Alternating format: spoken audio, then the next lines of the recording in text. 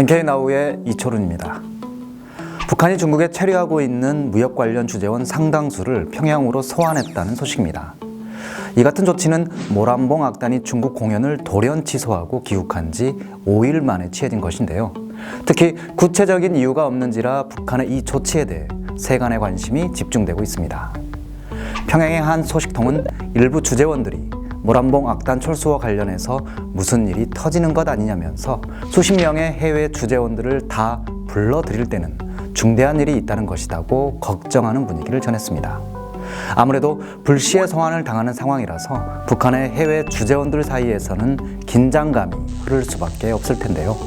특히 최근 몇 년 동안 일을 잘 하려다가 혹은 태만한 모습을 보여 숙청, 출당, 그리고 철직을 당하는 많은 간부들을 봐왔던 주재원들이기 때문에 그들의 불안감은 더욱 걷잡을 수 없이 커지는 것 같습니다.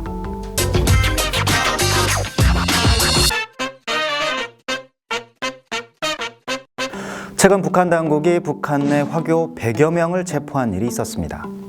체포 사유는 화교들이 북한의 내부 정보를 외부로 유출했다는 것인데요.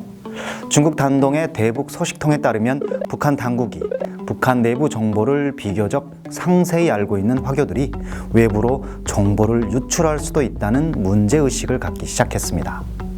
사실 북한 당국은 북한을 오가기 쉬운 화교들이 한국과의 접촉이 잦은 점에 대해 평소 민감한 반응을 보였었는데요. 화교 100여 명을 체포한 일은 북한 내 모든 화교들에게 본보기를 보여주겠다는 북한 당국의 의도가 깔려 있다는 분석이 많습니다.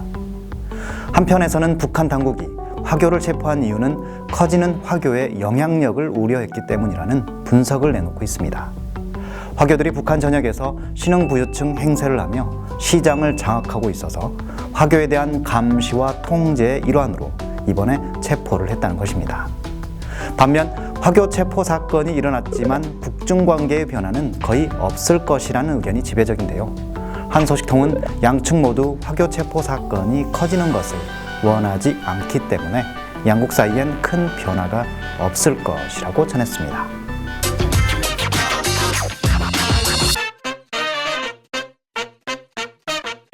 지난 9월 북한 당국이 한국의 드라마나 영화가 저장된 USB를 소지한 주민들에게 간첩죄를 물어 처형했다는 소식을 전해드렸었는데요. 북한 당국이 처형이라는 극단적인 조치를 취하고는 있지만 북한 주민들의 한류 사랑은 식을 줄을 모르고 있습니다. 이미 북한에서 한류는 하나의 문화로 자리 잡았기 때문인데요. 북한 내부 소식통에 따르면 단순히 재미로만 보던 한국의 드라마나 영화가 이제는 남북한을 비교하며 비판의식을 갖게 하는 매개체가 되고 있습니다.